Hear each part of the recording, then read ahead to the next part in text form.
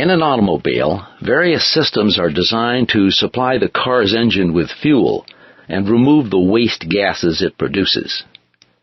Oxygen, taken in from the air, is mixed with the fuel in the engine's carburetor before the mixture passes into the combustion chamber. Inside the combustion chamber, the mixture is compressed and ignited, producing a chemical reaction. The waste products of this reaction, carbon dioxide, carbon monoxide, and water, pass through the exhaust system and exit through the car's tailpipe. Animal cells also have engines. Cellular engines are the mitochondria. Mitochondria receive fuel in the form of chemical nutrients, and they produce waste products when they convert this fuel into usable energy. Like car engines, mitochondria also need oxygen to burn this fuel for energy. For cells, the process of cellular respiration is like the process of internal combustion for cars. Although animals don't have carburetors or exhaust systems, they do have ways to transfer oxygen from the atmosphere into every body cell.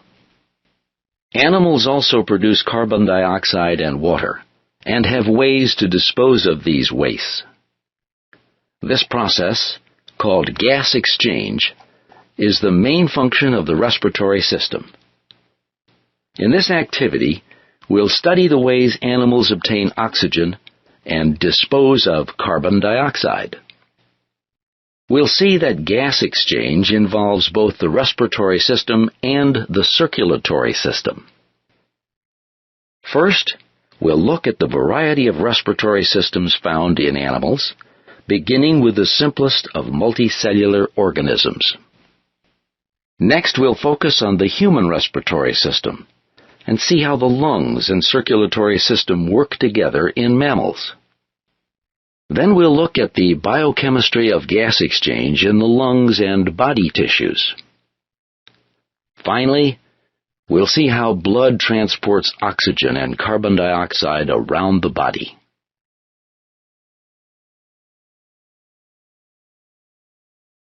In the simplest of animals, dissolved oxygen is directly absorbed from the surroundings, and carbon dioxide diffuses out.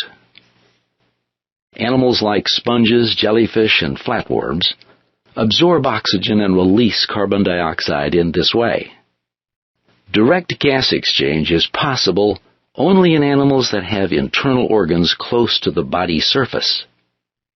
In a flatworm, no cell is more than a millimeter away from the water the creature lives in.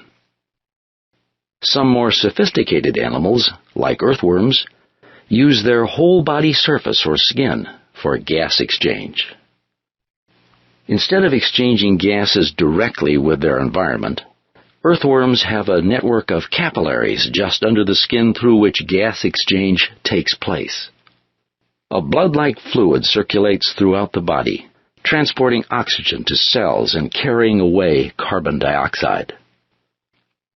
Skin breathers, like earthworms, must live in moist conditions or in water. In all animals, oxygen from the air must first be dissolved in water before it can be transferred to the body's tissues. Animals living outside an aqueous or moist environment require special adaptations that keep the respiratory surface moist. Insects and other arthropods, such as spiders and centipedes, don't have a network of blood vessels involved in gas exchange.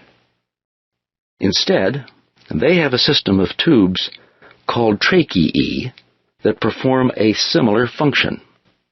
Tracheae branch inward from openings on the body surface called spiracles, through which air enters. Tracheae are ingrowths of the body wall, and they end in structures called tracheoles. Tracheoles are filled with fluid, and the exchange of oxygen and carbon dioxide takes place by diffusion between the tracheoles and adjacent body cells. The extensive branching system of the tracheae ensures that every body cell is close to a tracheole. Gas exchange through tracheae and skin surfaces works well for small animals like insects and worms. Larger organisms need a faster means of pumping oxygen. Most aquatic animals have structures called gills that are adapted for this purpose. Gills consist of slender filaments of epithelial tissue that contain branching capillaries. Gas exchange occurs between the surrounding water and the blood in the gills. Fish take in water through the mouth and force it out over the gills. In fish, blood and oxygen-rich water travel in opposite directions. This countercurrent flow ensures the maximum transfer of oxygen. Gas exchange in land-dwelling vertebrates takes place in the lungs, chambers that are lined by moist epithelium with capillaries underneath. In mammals, air enters the lungs through a single trachea. The trachea branches first into two bronchi and then branches many times into smaller tubes called bronchioles. The smallest bronchioles end in alveoli, clusters of air sacs lined with a watery film. Gas exchange occurs by diffusion between alveoli and networks of capillaries. The development of gills for aquatic animals and lungs in terrestrial animals shows how two different structures have evolved to perform the same function, obtaining oxygen for cellular metabolism. See if you can match the animals shown here with the way they carry out gas exchange. Drag the labels into place. Then click Submit to see if you're correct.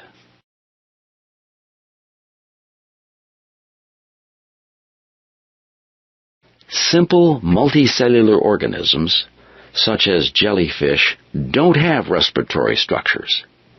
They exchange gases by direct diffusion between their cells and the surrounding water. Some larger invertebrates, such as earthworms, exchange gases through the skin. Insects have a system of tracheae that open to the exterior. Gas exchange takes place through these tubes. Most marine and freshwater animals, such as fish, exchange gases through gills. Land animals like reptiles, birds, and mammals exchange gases through lungs. Now that we've looked at the different ways gas exchange takes place in different animals, we'll look in detail at the human respiratory system.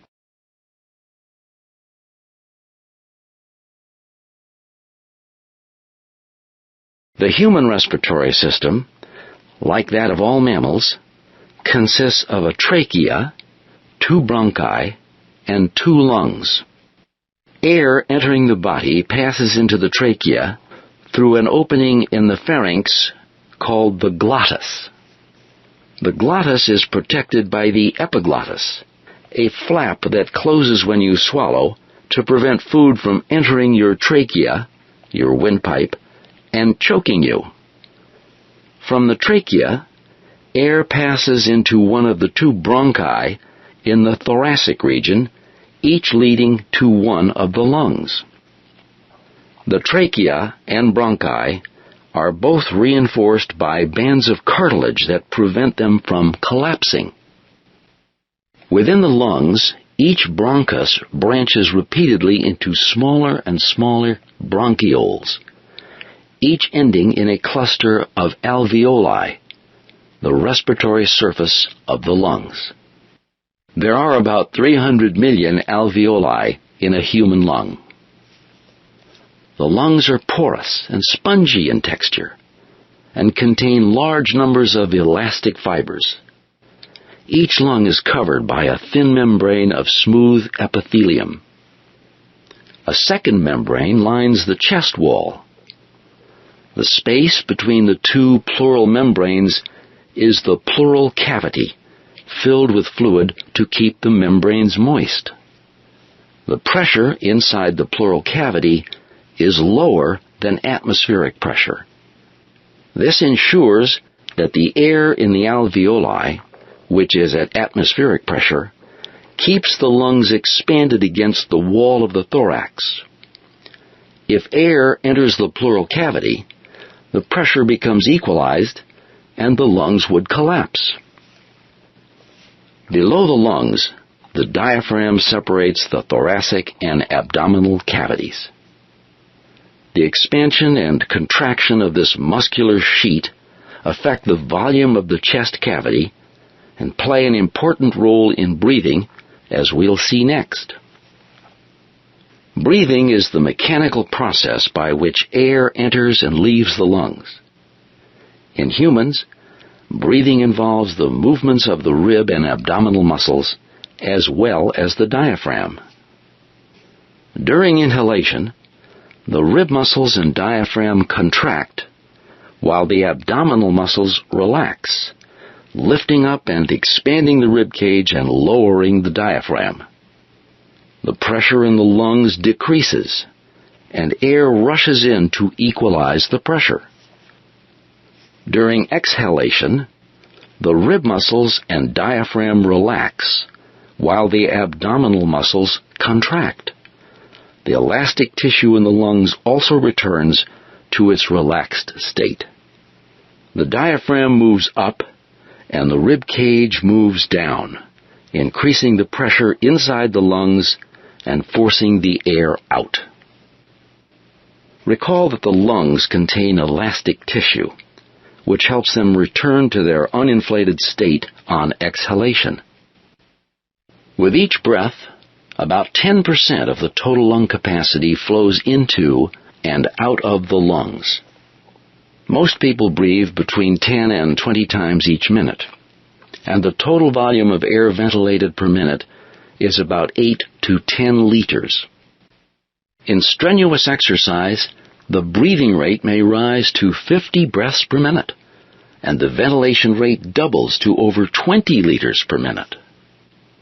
You might think you'd be able to hold your breath until you turn blue, but after a short time, your body's automatic breathing control system takes over and forces you to breathe.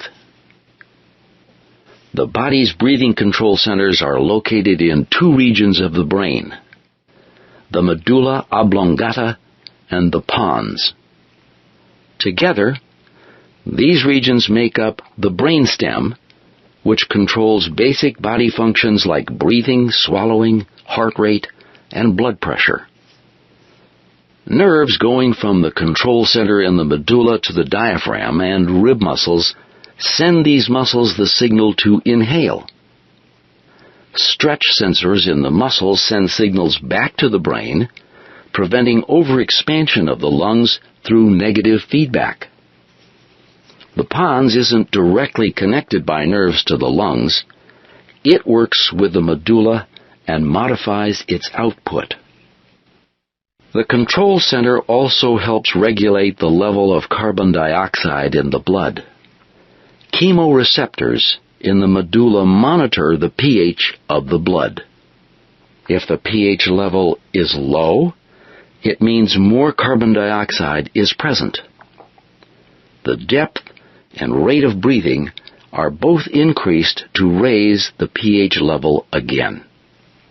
Chemoreceptors in the heart monitor oxygen levels and transmit signals to the medulla to increase the breathing rate when these levels become too low.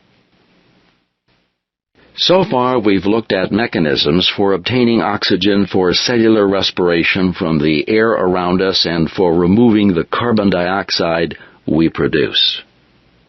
Next, we'll see how this exchange of gases takes place between the lungs and the blood.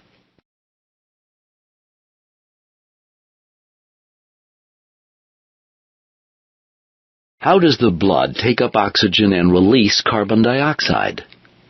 The key to understanding this gas exchange is a concept called partial pressure. Partial pressure is the pressure exerted by one gaseous component in a mixture. You probably know that the pressure of the atmosphere at sea level is measured as the height of a column of mercury at that altitude. At sea level, that height is 760 millimeters of mercury. The amount of oxygen in the air is about 21% by volume, so the partial pressure of oxygen is 0.21 times 760, or about 160 millimeters of mercury.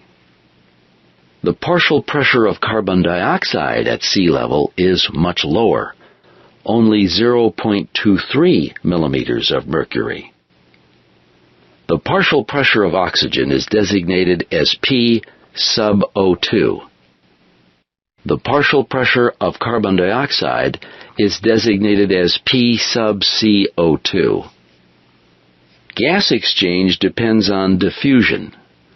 The tendency of both gases and liquids is to equalize concentration. A gas always diffuses from a region of higher concentration or partial pressure to a region of lower concentration or partial pressure. In humans and other mammals, gas exchange takes place across the alveoli. Each alveolus is surrounded by a network of capillaries, which bring inhaled air close to the gases dissolved in the blood. Recall that blood arriving at the alveoli comes from the heart via the pulmonary artery. The tissues of the body have already absorbed much of the oxygen for use in cellular respiration and have returned carbon dioxide to the blood. Therefore, blood arriving at the alveoli has a lower partial pressure of oxygen and a higher partial pressure of carbon dioxide than the air in the alveoli. To establish equilibrium, oxygen from the air dissolves in the fluid that coats the alveoli and diffuses across them into the capillaries.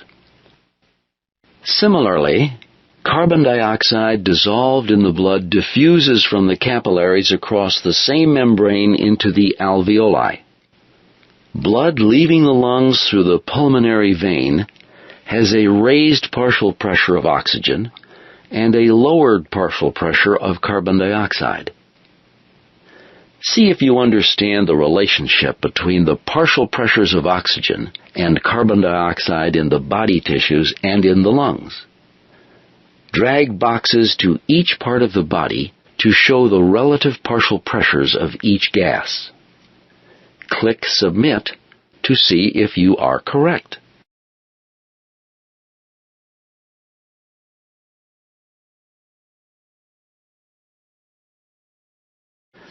In the body tissues, oxygen diffuses from the blood to the tissues themselves, so the partial pressure of oxygen in the blood is lowered. Conversely, the partial pressure of carbon dioxide in the tissues is raised because carbon dioxide diffuses from the body tissues to the blood. In the lungs, atmospheric oxygen diffuses into the blood across the alveoli, so the partial pressure of oxygen in the blood is higher than it is in the body tissues. Conversely, the partial pressure of carbon dioxide is lower in the lungs as carbon dioxide diffuses across the alveoli to be passed back into the atmosphere. Now that we've seen what drives gases to move in and out of the blood, we still have one question to answer. How do oxygen and carbon dioxide move around the body? We'll examine the mechanisms involved in gas transport next.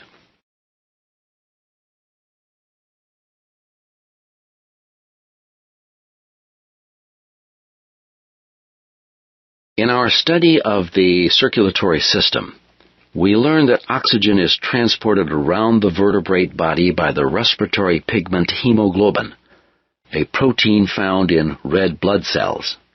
Hemoglobin is made up of 4 peptide subunits, each bound to a heme unit. Like the red iron-containing compound iron oxide, or rust, the iron atom in the center of the heme unit binds with oxygen, giving blood its characteristic red color. Hemocyanin is another respiratory pigment. Its characteristic bluish color is produced by the presence of copper in the heme unit. Hemocyanin is commonly found in arthropods and mollusks. When hemoglobin associates with oxygen, it forms a complex called oxyhemoglobin. Because there are 4 hemoglobin subunits, each molecule of hemoglobin can carry 4 oxygen molecules. The binding of oxygen to the iron in hemoglobin is cooperative. Thus, the binding of one oxygen molecule slightly alters the shape of the subunit, causing the next oxygen molecule to bind more strongly, the third oxygen molecule to bind even more strongly, and so on. In fact, hemoglobin is usually observed in only 2 states: all 4 chains carrying oxygen, or completely oxygen-free. This is an example of allosteric regulation. The amount of oxygen that binds to hemoglobin depends on the partial pressure of the oxygen dissolved in the blood. In blood leaving the lungs, hemoglobin is almost 100% saturated with oxygen. As blood circulates through body tissues, the partial pressure of oxygen drops, and the saturation of hemoglobin by oxygen is about 70%. When cells are working hard, such as muscle cells during exercise, they need more oxygen, and the partial pressure of oxygen drops even more in their vicinity. The saturation of hemoglobin by oxygen can drop as low as 20%. By the time the blood returns to the lungs, the partial pressure is at its lowest, and the hemoglobin is ready to associate with more oxygen molecules by diffusion across the alveoli. Once the blood leaves the lungs, the hemoglobin is about 100% saturated with oxygen again. Oxygen is not the only gas transported in the blood. In body tissues, the partial pressure of carbon dioxide is higher than its partial pressure in the surrounding blood. Thus, carbon dioxide diffuses into the blood from body cells. When carbon dioxide dissolves in plasma, it forms carbonic acid. A small amount of carbon dioxide is transported in the blood that way. Some carbon dioxide is also transported directly by hemoglobin, but most carbon dioxide is transported as bicarbonate ions, formed by the dissociation of carbonic acid that occurs in red blood cells. When the blood returns to the lungs, carbon dioxide diffuses out of the blood and across the alveolar walls into the lungs, where it is expelled during exhalation. Now that we've seen the various components of respiration, let's finish by reviewing their roles in the whole respiratory process.